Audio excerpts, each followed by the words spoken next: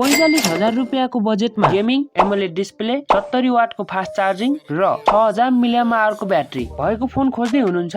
यदि त्यसो हो भने आजको भिडियो तपाईका लागि हुन सक्छ। नमस्कार साथीहरु, स्वागत छ हजुरहरुलाई हाम्रो YouTube च्यानल डिजिटल एन्ड टेकमा। आजको भिडियोमा हामी हेर्दै छौ टेक्नो पोभा 6 जुन अहिले नेपालमा आधिकारिक रूपमा 12GB र्याम र 256GB स्टोरेज भेरिएन्टमा उपलब्ध छ। सबैभन्दा पहिले डिजाइनबाट सुरु गरौँ। यो फोन हेर्दा नै अरु भन्दा अलि फरक देखिन्छ। पछाडितिर डाइनामिक तेज डिजाइन र मिनी एलईडी लाइट दिएको छ जसले नोटिफिकेसन, चार्जिङ वा कल आएको बेला लाइटिङ इफेक्ट देखाउँछ। तपाईलाई अलि फ्युचर लुक भएको फोन मन पर्छ भने यसको डिजाइन मन पर्न सक्छ। साथै फोनको थिकनेस केवल 7.88 mm मात्रै भएकोले 6000 मिलियम आवरको ब्याट्री भएको जस्तो धेरै मोटो महसुस हुँदैन। अब डिस्प्लेको कुरा गरौँ। यसमा 6.78 इन्चको फुल एचडी प्लस एमोलेड डिस्प्ले दिएको छ जसले राम्रो कलर, डिप ब्ल्याक र आउटडोरमा पनि राम्रो भिजिबिलिटी दिन्छ। साथै 120 हर्जको रिफ्रेश रेट भएकोले सोशल मिडिया चलाउँदा, स्क्रोल गर्दा वा गेम खेल्दा एक्सपिरियन्स धेरै स्मुथ लाग्छ। परफर्मेन्स तर्फ जाँदा टेक्नो पोभा 6 मा मेडिटेक हेलियो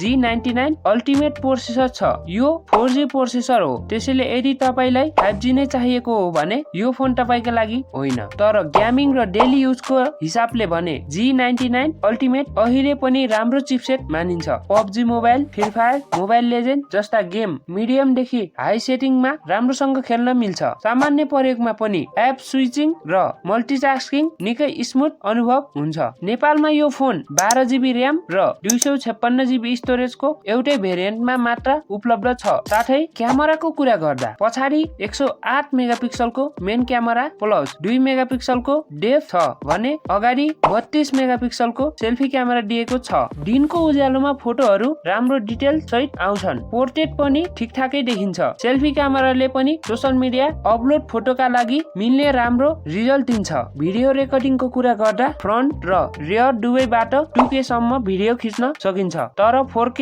रेकर्डिङ भने उपलब्ध छैन। त्यसैले यदि तपाईको मुख्य प्राथमिकता प्रोफेसनल भिडियो रेकर्डिङ हो भने यो कुरामा ध्यान दिनु पर्ने छ। अब ब्याट्रीको कुरा गर्दा यसमा 6000 मिलियम आवरको ठुलो ब्याट्री दिएको छ जसले सामान्य प्रयोगमा पुरा दिन सजिलै टिक्न सक्छ। यदि धेरै गेमिङ गर्नुहुन्छ भने पनि दिनभर साथ दिन सक्छ। चार्जिङको लागि 70 वाटको फास्ट चार्जिङ सपोर्ट रहेको छ र 70 वाटको चार्जर बक्समै दिएको छ। कम्पनीका अनुसार लगभग 50 मिनेटमा फुल चार्ज गर्न सकिन्छ। अडियो एक्सपिरियन्स पनि राम्रो छ। मुभी हेर्दा वा गेम खेल्दा साउन्ड इम्प्रेसिभ महसुस हुन्छ। साथै 3.5 mm हेडफोन ज्याक पनि दिएको छ जुन धेरै प्रयोगकर्ताका लागि अझै उपयोगी फिचर हो। अब राम्रो पक्षहरू 120 हर्जको एमोलेड डिस्प्ले, 6000 मिलियम आवरको ठुलो ब्याट्री, 70 वाटको फास्ट चार्जिङ, 12GB र्याम र 256GB स्टोरेज, 108 मेगापिक्सलको मेन क्यामेरा, आकर्षण डिजाइन। ध्यान दिनुपर्ने कुरा 5G सपोर्ट छैन, अल्ट्रा वाइड क्यामेरा छैन, 4K भिडियो रेकर्डिङ छैन, क्यामेरा प्रोसेसिङ फ्ल्यागशिप स्तरको भने होइन। नेपालमा टेक्नो पोभा 6 आधिकारिक रूपमा 12GB RAM plus 256GB storage भेरिएन्टमा मात्र उपलब्ध छ जसको अफिसियल प्राइस रु 44,990 रहेको छ।